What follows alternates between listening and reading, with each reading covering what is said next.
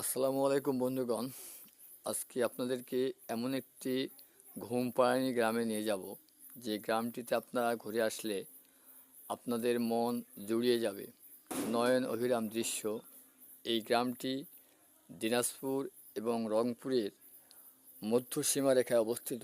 দিনাজপুর জেলার নবাবগঞ্জ থানার দাউদপুর ইউনিয়নের নিতাই বাজার থেকে সিরাজ বালুয়াপাড়া হয়ে এই গ্রামটিতে যাওয়া যায়। আবার রংপুর জেলার পীরগঞ্জ থানার মোনাইল থেকেও এই গ্রামটিতে আসা যায়। এই গ্রামটির উভয় পাশেই করতোয়া নদী পরিবেষ্টিত। সো বন্ধুগণ, এই গ্রামটিকে ঘুরে দেখি যদি আপনাদেরকে ভালো লেগে থাকে, তাহলে অবশ্যই আপনারা আমার এই চ্যানেলটিকে সাবস্ক্রাইব করে আমার পাশে থাকবেন। এবং যেনারা ইতিপূর্বে সাবস্ক্রাইব করেছেন তাদেরকে অসংখ্য ধন্যবাদ। অনুরোধ রাখবো যে আপনারা এই ভিডিওটি লাইক এবং শেয়ার দিয়ে বন্ধুদের মধ্যে ছড়িয়ে দেবেন, যাতে করে আপনাদের সাথে সাথে আপনাদের বন্ধুরাও এই গ্রামটি নয়নাভিরাম দৃশ্য দেখতে পায়। তো বন্ধুগণ, যে গ্রামটির কথা বলছিলাম, এই গ্রামটির নাম হলো সামনে থাকিও না, বিসনার চর। ঘুরিও না। মূলত এটা দিনাজপুরের দাউদপুর ইউনিয়ন এবং পীরগঞ্জের টুকুরিয়া ইউনিয়নের পাশেই মধ্যবর্তী উভয় পাশে করতোয়া বেষ্টিত নদী দ্বারাই এই গ্রামটি পরিবেষ্টিত।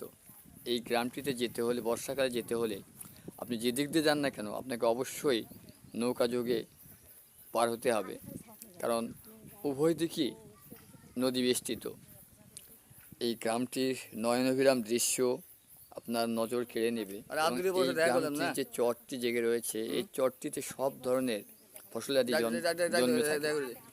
এমন কোনো ফসল নেই যেটি এই চরে উৎপন্ন হয় না। সো বন্ধুগণ, আপনারা দেখতে পাচ্ছেন এই গ্রামটির মনোমুগ্ধকর পরিবেশ। এই গ্রামটির লোক সংখ্যা অত্যন্ত কম, ঘনবসতি নেই বললেই চলে, কারণ এখানকার অনেক লোকই এই গ্রাম ছেড়ে পার্শ্ববর্তী গ্রামে স্থানান্তরিত হয়েছে।